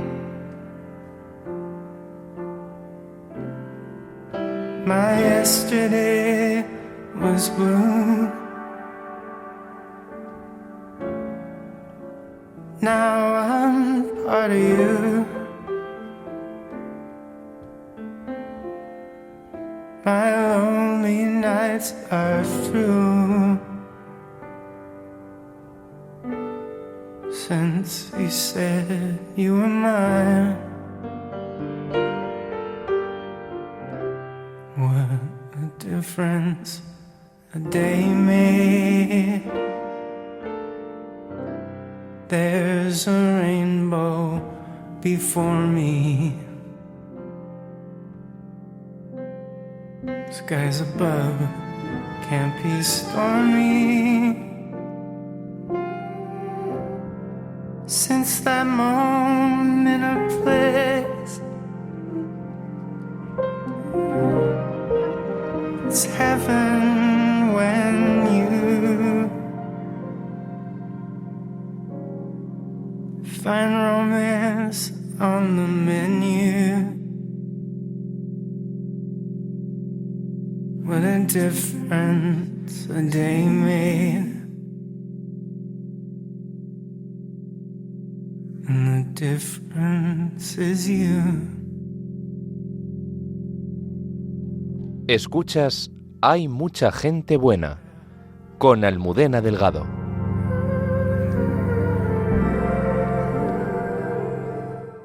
El perdón es uno de los grandes mandatos evangélicos y Cayetana Geri Johnson, en Jesús en su tierra, nos ayuda a profundizar en su significado.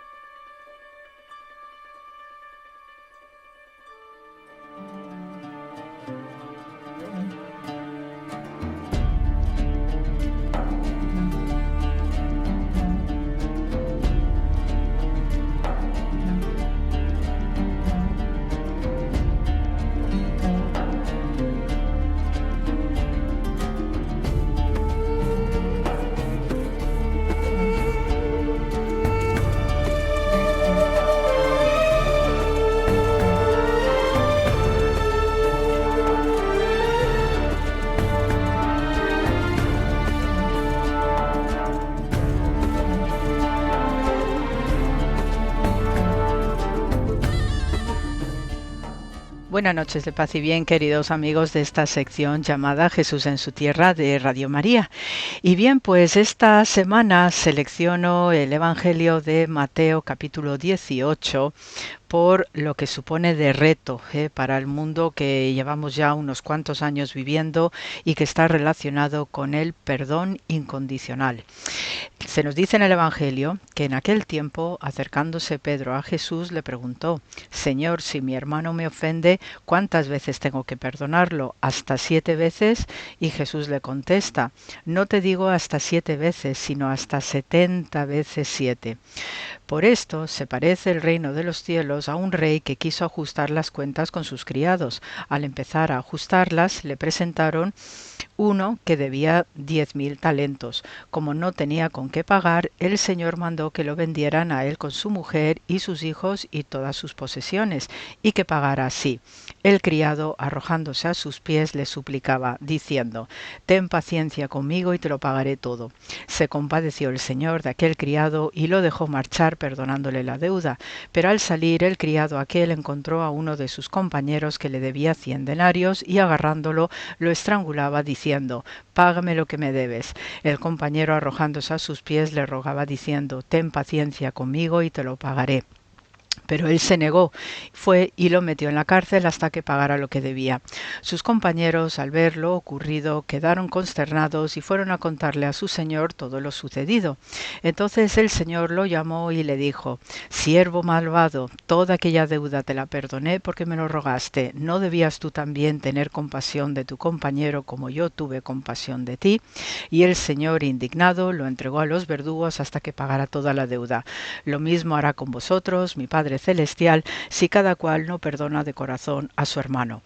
Digo bien que este Mateo pues es retador, y sobre todo en estas expresiones tan poéticas y tan rotundas al mismo tiempo de la ética judía en boca de Jesús, porque también se observan pues todas estas, digamos, diatribas en los cuales pues obviamente cuando hay ofensas y cuando también dependiendo del grado de la ofensa pues igualmente podemos endurecer nuestros corazones, y sobre todo hasta qué punto debe llegar la misericordia, ¿no? Porque bien sabemos también de aquellos que están encarcelados por delitos gravísimos, no con unas penas extraordinarias, pues también cómo quedaría el nivel del perdón para determinados casos, ¿no? Y también porque a nivel antropológico, ¿no? Pues el ser humano tiene su espíritu de resentimiento, de digamos, de quedarse, ¿no? Con el duelo o el dolor o la herida, ¿no? Que no termina de sanar en el caso de haber tenido una ofensa. Entonces, por ello en el judaísmo pues hay visiones poliédricas al respecto. También se corresponde con ciclos de la vida o de la historia donde los hebreos pues han tenido durísimas persecuciones, han sido masacrados, han sido deportados, y entonces pues todo este tipo de situaciones también forjan el espíritu y nos muestra, ¿no? Lo que es la naturaleza humana a través del pueblo hebreo, que a fin de cuentas pues es el pueblo que eligió Dios también, no solamente para sí, para ser la pupila, ¿no? de la niña de sus ojos, sino también para darnos grandes lecciones desde el punto de vista de la ética y moral, donde todos estamos relacionados con este pueblo elegido. Por un lado, pues hay rabinos que tienen la opinión de que el perdón es la expectativa de la persona ofendida, pero solo si el pecador está realmente arrepentido, ¿no? En este sentido, pues se nos describe la Mejilá, que es esto, la palabra para el perdón, que solamente se debe dar cuando la persona está realmente arrepentido. También, pues, hay en esta línea de comentarios de rabinos, pues se nos dice que generalmente el perdón debe depender del arrepentimiento de la parte ofensora.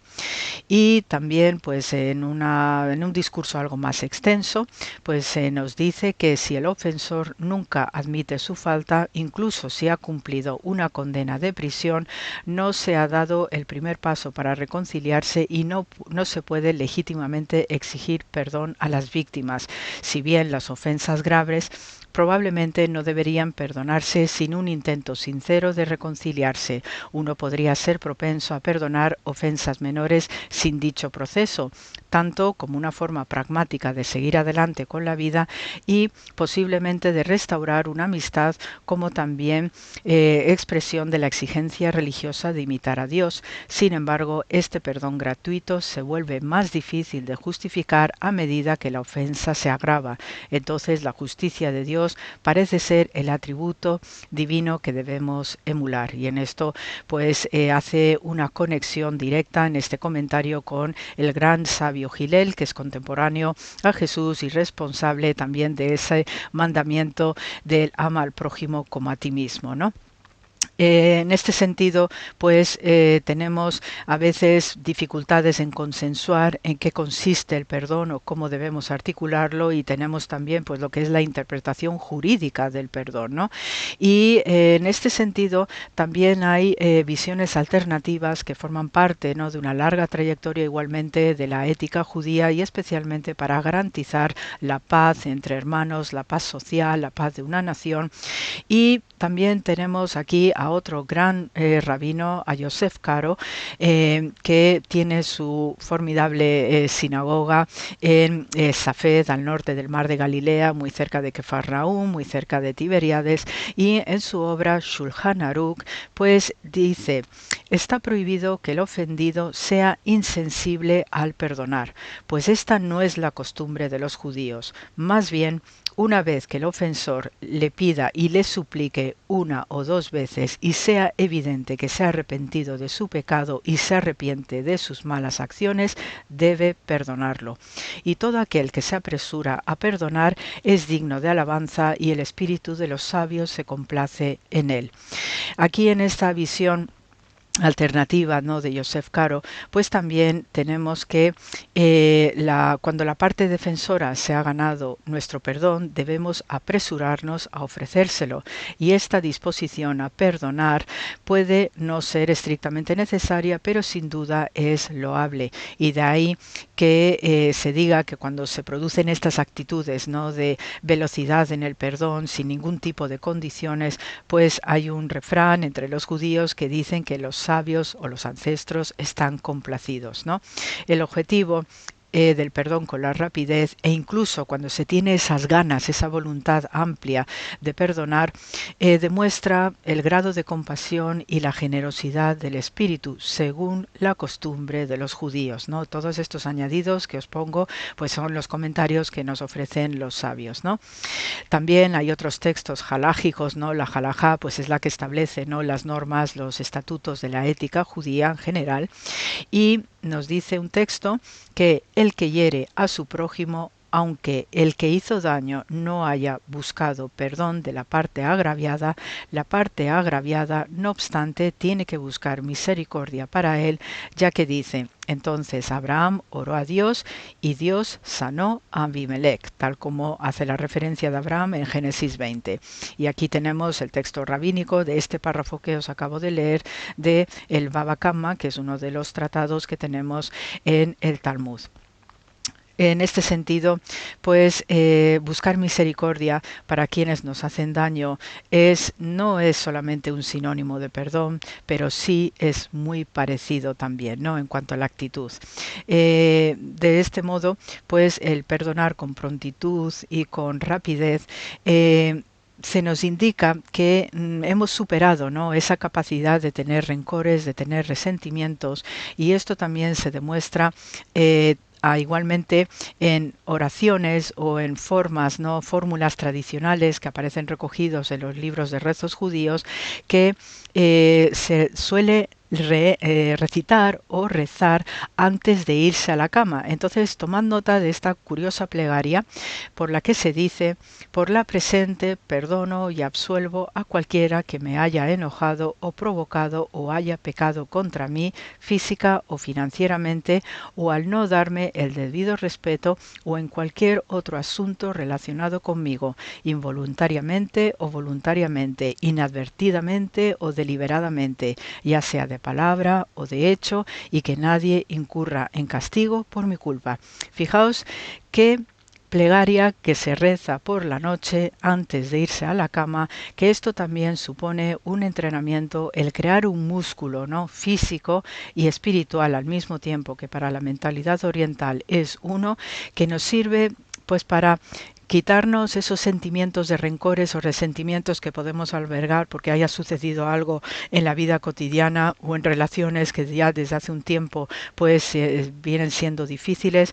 Cuando uno recita este tipo de plegarias antes de irse a la cama, pues también pues sirve para crear esa vibración relacionada con la compasión, estrechamente ligada a su vez con el perdón, y esto también te crea esa paz espiritual para que quizás cuando llegue el momento en el que uno confronta a la persona que te haya ofendido, pues también la puedas contemplar con esa benevolencia, y estoy totalmente segura que igualmente con la misma mirada de amor con la que Jesús nos contemplaba a todos, ¿no?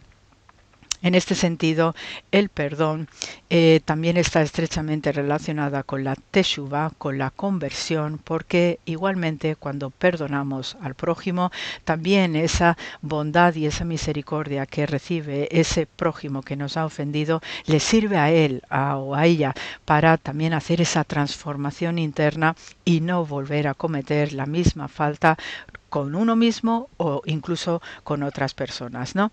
Entonces, por ello, pues al rezar esta plegaria que os acabo de mencionar antes de irnos a dormir, también nos posibilita que, como se entiende que el hecho de dormir es una pequeña muerte, o igual nos podemos morir durante el sueño, pues que no nos muramos mientras estemos dormidos con alguna carga pesada en el corazón acerca de las ofensas que nos haya podido hacer otro, y por tanto, pues antes de irnos a dormir pidamos también por esa persona que nos ha ofendido y le perdonemos de manera genuina y sincera, y así por si pasa el ángel de Dios y nos quiere llevar al otro lado, pues por lo menos podamos irnos en paz. Fijaos qué belleza que tiene la ética judía y que encaja muy bien con el entorno de Jesús, donde vive una sociedad que está tremendamente convulsionada, está dividida, que también tiene estos debates internos acerca del perdón, y por eso pues esta intervención de Jesús con una parábola también preciosa pues nos ayuda a entender cuáles son estas actitudes que son también tan humanas al mismo tiempo cuando nos ofenden o cuando nosotros también ofendemos a otros. Así que con el programa de hoy se os manda mucho amor como siempre. Gracias por la escucha y hasta la semana que viene.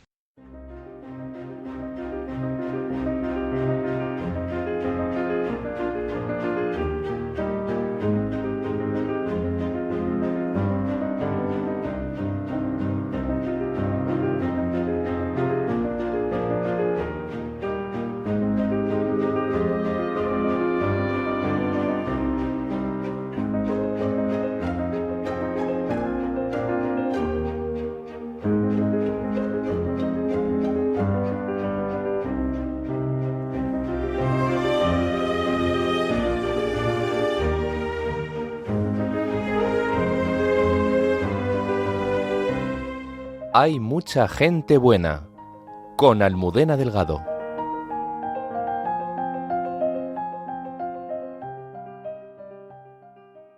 La hermana Carmen Pérez y José Manuel Palomeque nos descubren siempre interesantes diálogos, y esta noche hablan sobre la relación que hay entre fe y ciencia.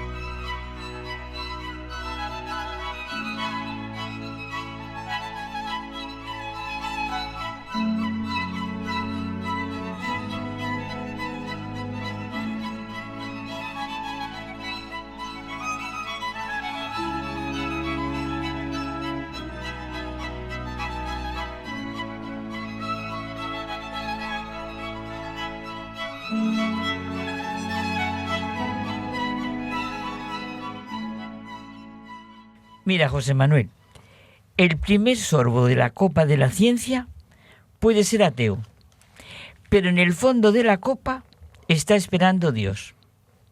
Verás, una comprensión más profunda de las maravillas y complejidad del universo revela un orden y una belleza que apuntan a un creador o a una realidad trascendente, concluyendo la búsqueda en una fe y asombro profundo ante Dios. Fíjate, así resumió un físico nuclear, Heisenberg, premio Nobel, que la realidad está constituida de tal modo que también lo improbable es, en principio, susceptible de ser pensado. Dice él que al principio la ciencia puede parecer contraria a la fe, pero una comprensión más profunda, el fondo de la copa, revela misterios y complejidades que apuntan a un creador para explicar su existencia y orden. La ciencia y la religión se conectan. La ciencia no solo no elimina a Dios, sino que a nivel más fundamental nos conduce a un encuentro con lo divino. La ciencia describe el cómo del universo, mientras que la fe aborda el porqué. Por ejemplo, la ciencia nos ayuda a entender desde un punto de vista racional, por ejemplo, cómo surge el universo, de qué está formado, cuál es su proceso, y la fe ofrece el significado existencial, religioso, de por qué existe este universo, por qué estamos aquí, por qué existe el bien y el mal, de dónde venimos, lo que nos preguntamos tanto tú y yo, ¿a dónde vamos? ¿Por dónde se va? Mira, el Papa León XIV subraya la relación necesaria entre ciencia y fe, no como conflicto, sino todo lo contrario, como complementario para entender la realidad. La ciencia explora el mundo natural y la fe su significado trascendente, y pide a los científicos compartir sus hallazgos para un mundo más justo y una fe encarnada en la realidad a través de la ciencia. La Iglesia no teme a la verdad científica, sino que la acoge para comprender mejor la creación y abrirse a la inmensidad de la obra de Dios. Claro, lo que quiere la verdadera vida de la Iglesia y la fe en Jesucristo es porque toda la ciencia al servicio, esté toda la ciencia, toda la ciencia al servicio de la familia humana, lograr un mundo pacífico y justo. La fe nunca puede perder la conexión con la realidad. La fe verdadera busca a Dios en Cristo y se manifiesta en la vida.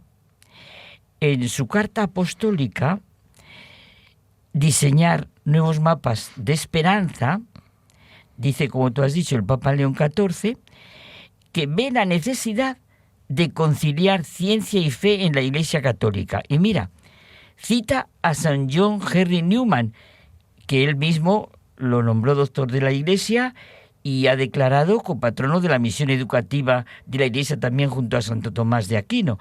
Tú y yo queremos a San John Henry Newman hace mucho, que señala que verdad religiosa no es solo una parte, sino una condición del conocimiento general. San Buenaventura, doctor de la Iglesia, dice que el estudio de la naturaleza implica demostrar las huellas de Dios en nuestro mundo. El mundo entero es una sombra, un sendero, una huella, un reflejo del Creador, donde cada criatura nos lleva a Dios, aunque sea un camino transitorio y no el destino final, y subraya la conexión entre la naturaleza y lo divino. Qué bonito, como un libro abierto a la fe. Mira, y el Premio Nobel de Física en 1918, Max Planck, padre de la mecánica cuántica, que vivió una vida llena de sucesos prósperos y adversos. Era profundamente religioso y creía en Dios, pero no en el Dios personal de la tradición cristiana.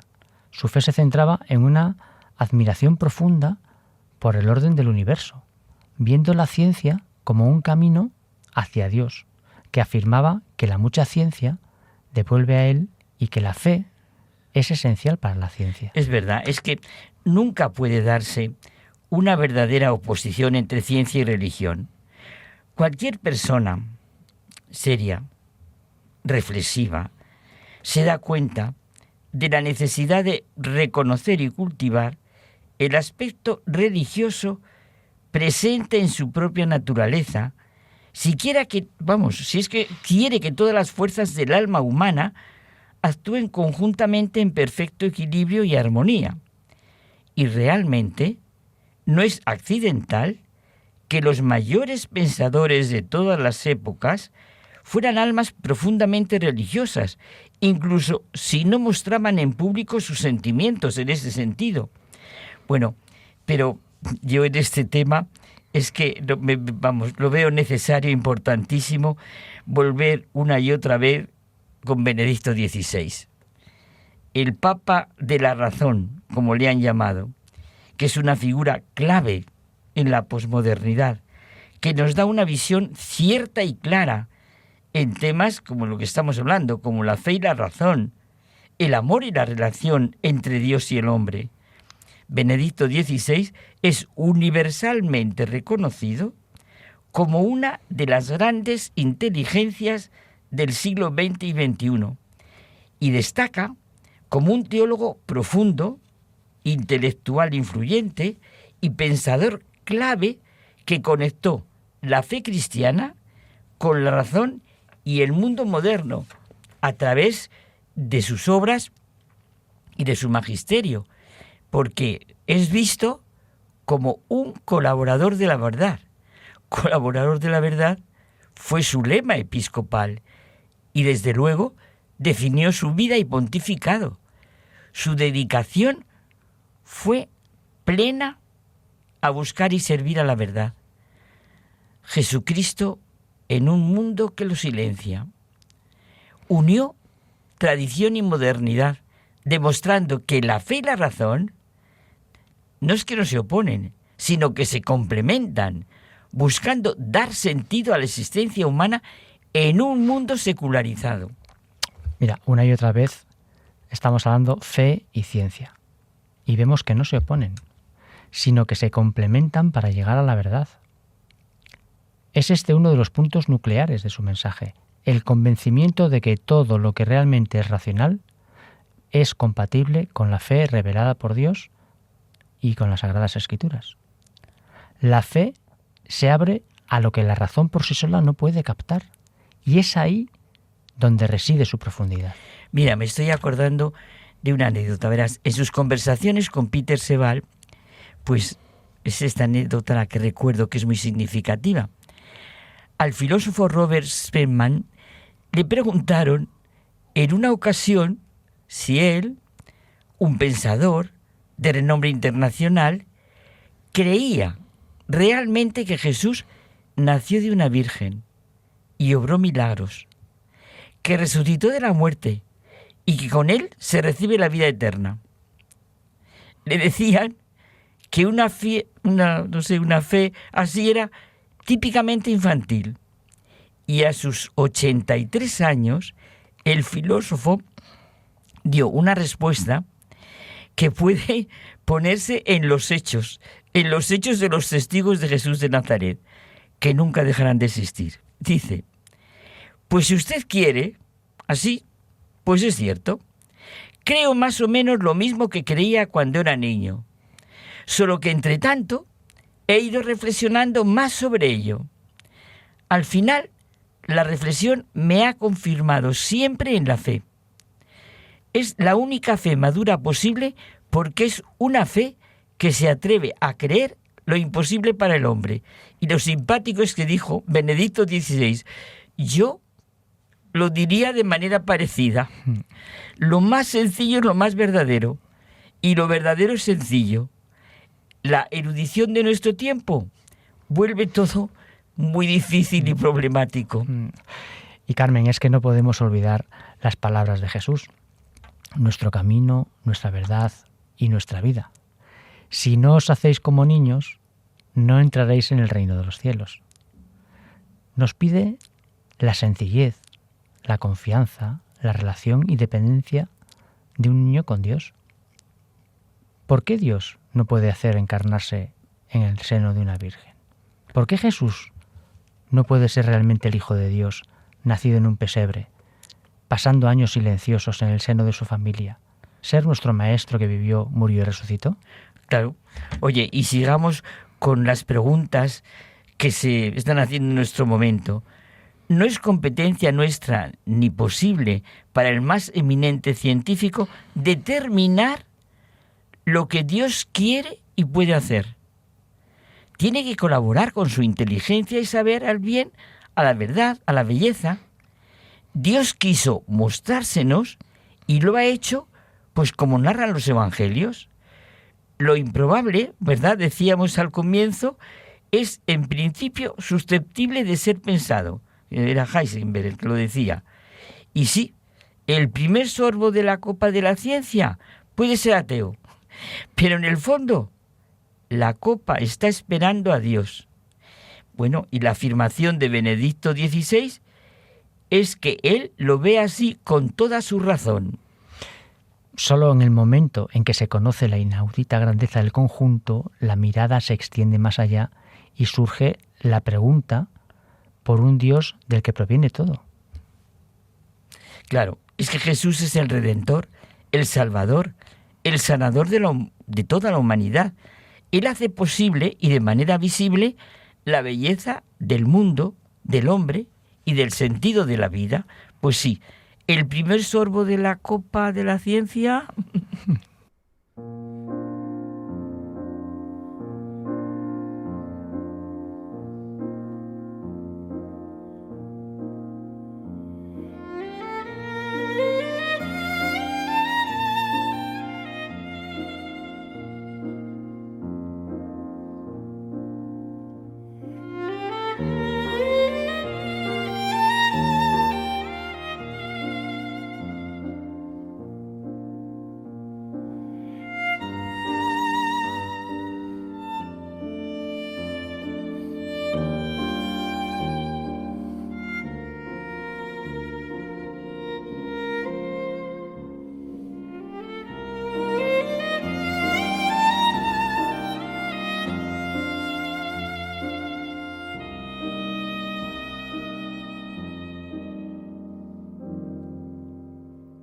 Nos despedimos hasta el próximo programa en el que regresaremos con nuevos contenidos. Ya sabéis que podéis descargaros nuestros podcasts en la página web de Radio María y escribirnos a la dirección de correo muchagentebuena@radiomaria.es.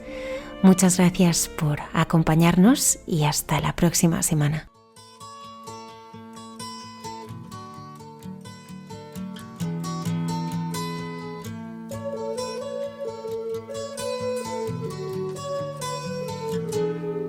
Han escuchado en Radio María Hay mucha gente buena, un programa que dirige Almudena Delgado.